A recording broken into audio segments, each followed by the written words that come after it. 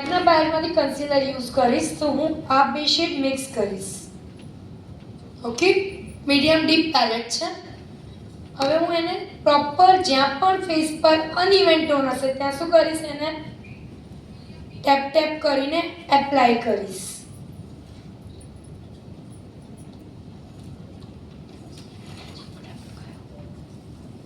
ઉપર જ્યારે પણ આપણે અંડર આઈમાં કરીએ છીએ મેકઅપ, આપણે કોમન મિસ્ટેક શું કરીએ, આપણે બહુ બધી વાર ત્યાં બ્રશ ટેપ ટેપ કરીએ.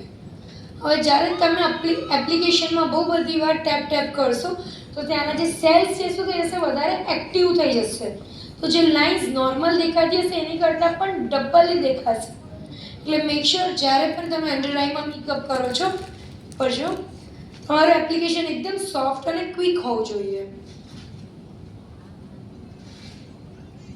જો ડન. ઓકે,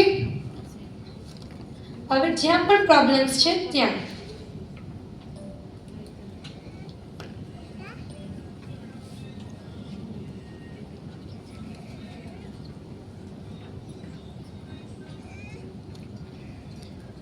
અને ઓલવેઝ મેક શ્યોર ફોરહેડના સાઈડમાં કમ્પલસરી કરવું.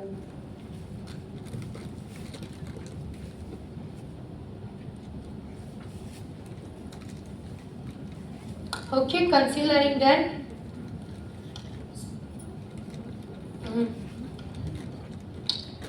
ઓકે, હવે આપણે લઈશું ફાઉન્ડેશન. મારો લાઈટ થઈ જતો છે, 2 મિનિટ. ચલો ત્યાં સુધી આપણે ફાઉન્ડેશનનું જોઈએ.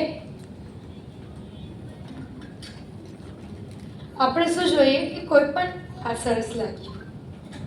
હા, જો આપણે ઓલવેઝ શું જોઈએ કે મેટ ફાઉન્ડેશન ગ્લોસી ફાઉન્ડેશન સાથે મિક્સઅપ ના થાય, લ્યુમી ફાઉન્ડેશન મેટ ફાઉન્ડેશન સાથે મેચ ના થાય, એવું જોઈએ છીએ. લાઈક તમે હુડા છે તો નાર્સ સાથે મિક્સ ના કરો, નાર્સ છે તો હુડા સાથે મિક્સ ના કરો, રાઈટ? બટ હું ઓલવેઝ ક્લાયન્ટ પર નાર્સ એન્ડ હુડા મિક્સ કરીને જ યુઝ કરું છું. કેમ?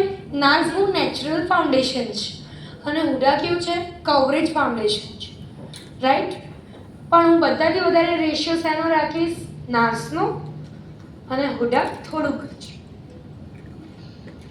અહીંયા. અને આમાં લાઇટ છે ને યલો આવી રહી છે, એકદમ વ્હાઇટ લાઇટ કરી દો, કુલ ટોનની. કાં તો નીચે મૂકાઈ દો ને.